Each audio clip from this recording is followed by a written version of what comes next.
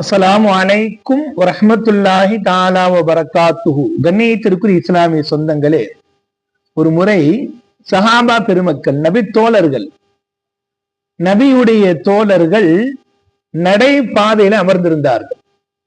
மக்கள் நடந்து செல்கின்ற பாதையில் அமர்ந்திருந்தார். அவர்கள் அழைத்து நபிகள் நாயகம் ஸல்லல்லாஹு அலைஹி வஸல்லம் சொன்னார்கள், நடை பாதையில அமர வேண்டாம், பொதுமக்கள் நடந்து செல்கின்ற பாதை அமரக்கூடாது.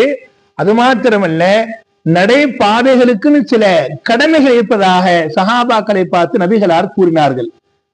அப்ப சஹாபாக்கள் கேட்டாங்க, யார் ரசூலல்லாஹ், நடைபாதையுடைய கடமை என்ன என்பதாக கேட்கின்ற பொழுது நபிகளார் சொன்னார்கள், முதலாவது மக்களுக்கு இடையூறு தருகின்ற கற்கள், முற்களை எடுத்து போடுவது நடைபாதையுடைய கடமைகளில் ஒன்று.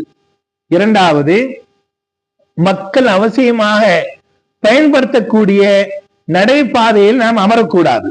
இரண்டாவது. மூன்றாவதாக நபிகள் நாயகம் ஸல்லல்லாஹு அலைஹி வஸல்லம் சொன்னார்கள், பார்வைகளை பேணிக் கொள்ளுதல்.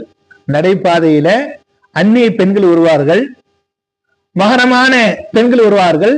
அப்ப அந்த நேரத்திலே பார்வைகளை பேணிக் கொள்ள வேண்டும், பார்வைகளை தாழ்த்திக் கொள்ள வேண்டும். அதற்கு அடுத்தபடியாக நபிகள் நாயகம் ஸல்லல்லாஹு அலைஹி வஸல்லம் சொன்னார்கள், வருகின்ற பெரியோர்கள் சிறுவர்கள் சலாம் சொன்னால் அந்த சலாமுக்கு பதில் சொல்லணும், சலாம் சொன்னால் சலாமுக்கு பதில் சொல்லணும்.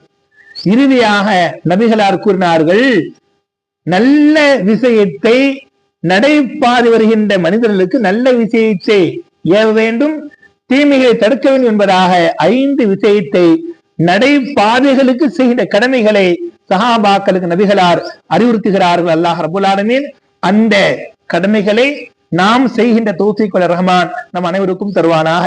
அஸ்ஸலாமு அலைக்கும் வரஹ்மத்துல்லாஹி தஆலா வபரகாத்துஹு.